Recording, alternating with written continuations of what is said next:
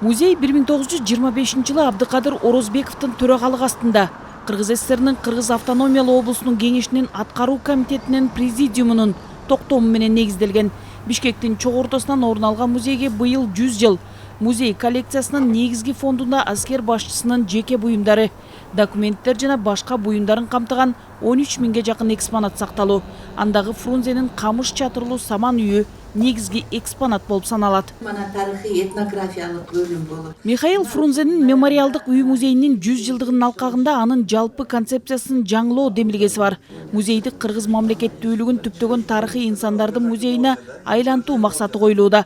Бул маселе Россия, Казакстан, Өзбекстандан келген 30тан ашык эксперттер, тарыхчылар, музей кызматкерлери катышып жаткан эл аралык илимий практикалык конференциянын аянтчасында талкууланды.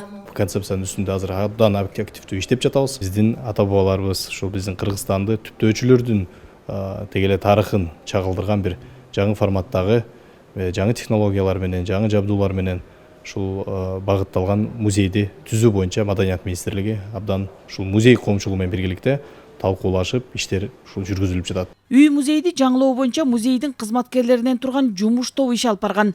Директорунун айтымында музейдин экспозициясы жаңыланат. Ошол учурда Фрунзенин элеси да сакталат. Кээ бир кишилер айтып атпайбы, анда Фрунзе инсанын эс тутуму кандай болот? Биз айттык, Фрунзенин атын эч качан өчүрбөйбүз. Жаңыланган экспозициянын ичинде Михаил Фрунзе арналган өзүнчө чоң павильон уюштурулат. Коллекция музея такова, что она позволяет. Фрунзе музейинин коллекциясы менен дүйнөлүк деңгээлдеги музей түптөсү болот. Аларда бардык ресурс бар. Себеби музей байланыштын дагы бир кошумча куралы. Андагы ар бир экспонат бир нерсени туюндурат.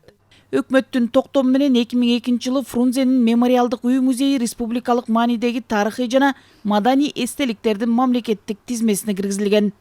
Нургүл Жумабекова, Нуркамил Асанов, Ала Тоо 24.